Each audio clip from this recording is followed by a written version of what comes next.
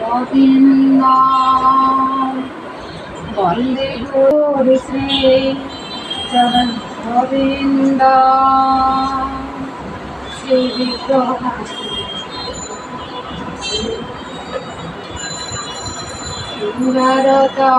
মন্দির মঞ্জু নাথ। শুভ সকাল বন্ধুরা, নমস্কার বন্ধুরা। সকাল সকাল চলে এলাম রান্না করে, রান্নাটা শুরু করে দিব। সকালবেলা নাস্তাটা দিয়ে শুরু করবো আর কি।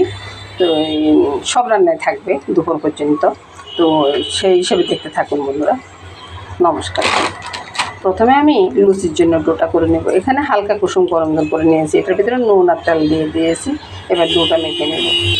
ডোটা মাখানো হয়ে গেছে। এদিকে আলুগুলোকে সিদ্ধ করে কেটে নিয়েছে, আমার মামুনি কেটে দিয়েছে। তারপরে এখানে তেলটা বসিয়ে দিলাম। এখানে বন্ধুরা দারচিনি, এলাচি, তেজপাতা টুকরা করে আমি আলুগুলো ফেলে দিচ্ছি। আলুগুলোকে একটু নেড়ে ছেড়ে দিয়ে তারপরে এখানে নুন, হলুদ, লঙ্কা আর চিনি একসাথে দিয়ে দিলাম।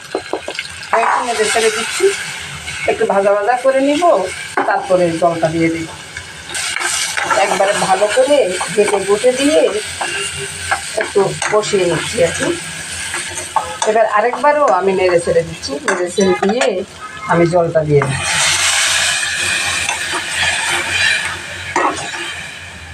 বন্ধুরা একটু তাড়াতাড়ি করে করতেছি, আমার ছেলে না অফিস চলে যাচ্ছে, ওই জন্যে আর কি। লুচির ডোটা হয়ে গেছে। এবার আমি গোলাও হয়ে গেছে। এবার আমি বেলে লুচিগুলো ভাজবো। কড়াইতে তেলটা দিয়ে দিয়েছি। চিন্তা করি বন্ধুরা যে ছেলে যদি একটু খেয়ে যেতে পারে আর কি। এটা দেখেন লুচিগুলো হয়ে গেছে বন্ধুরা, আর এদিকে আলুর দমটাও হয়ে গেছে। এবারে আমি আলুর দমটা নামিয়ে নেব।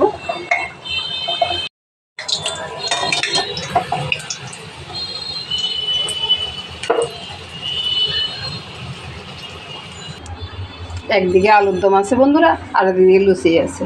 শুভ সকাল বন্ধুরা, সকালের জলখাবারটা আমার রেডি। নমস্কার বন্ধুরা।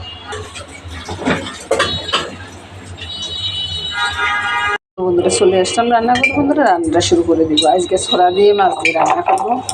কালকে আরও মাছটা রয়ে গেছে, খাওয়া হয়নি, তো ওই জন্যে ছড়া দিয়ে মাছ দিয়ে আর ডালটা রান্না করবো আর কি। ডালটা হয়ে গেছে, এখন নামিয়ে নেব। আর এদিকে বাজার থেকে মাছ নিয়ে আসছে। মাছটা হল রুই মাছ বন্ধুরা, বাজার থেকে কেটে নিয়ে আসছে। তো মাছ কয়েকটা নিব রান্নার জন্য, আর কয়েকটা রেখে দিব আর কি। ওই জন্যে মাছগুলো নিয়ে নিলাম। তো বন্ধুরা মাছগুলো গুছিয়ে রেখে এখন চলে আসলাম রান্নার কাজে। এখানে ছড়াগুলো ধুয়ে নিয়েছি, নুন হলুদটা দিয়ে রেখেছি। আর এখানে মাছটাও নুন হলুদটা নিয়ে মেখে পরে ওটা দিয়ে দেবো। প্রথমে মাছগুলো ভেজে নিই।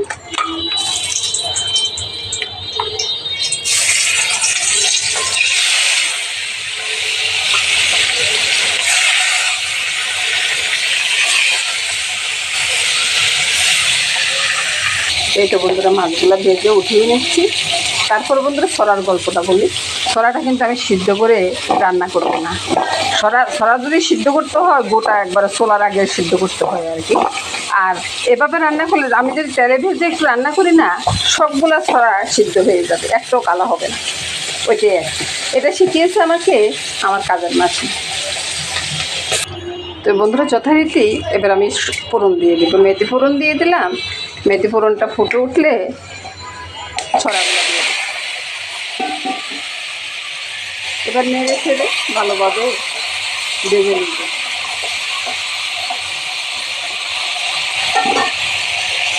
ছড়াগুলো যখন ভাজা ভাজা হয়ে গেছে, এবার আমি লোটো কমে গেছে, লোটো আর নাই।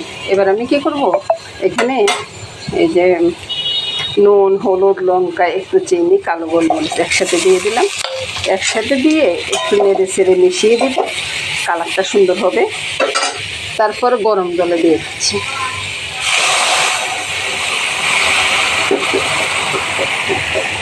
ছড়াগুলো কষানো হয়ে যাওয়ার পরে বন্ধুরা আমি মাছটা দিয়ে দেবো। ছড়াগুলো না সিদ্ধ হয়ে গেছে, খুব ভালোভাবে সিদ্ধ হয়ে গেছে বন্ধুরা।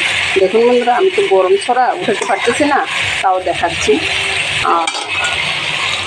দেখুন বন্ধুরা ছড়াগুলো কেমন সিদ্ধ হয়ে গেছে। দেখলেন তো। আর এভাবে রান্না করলে না বেশ খেতেও ভালো লাগে। আর বন্ধুরা আরেকটা কথা হলো কি, ছোটোর কথাও অনেক সময় কাজে লাগে বন্ধুরা।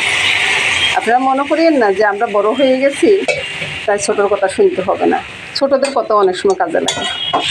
দেখলেন তো একটা সরও কিন্তু কালো হয়নি, আর সব ভালোভাবে সিদ্ধ হয়ে গেছে।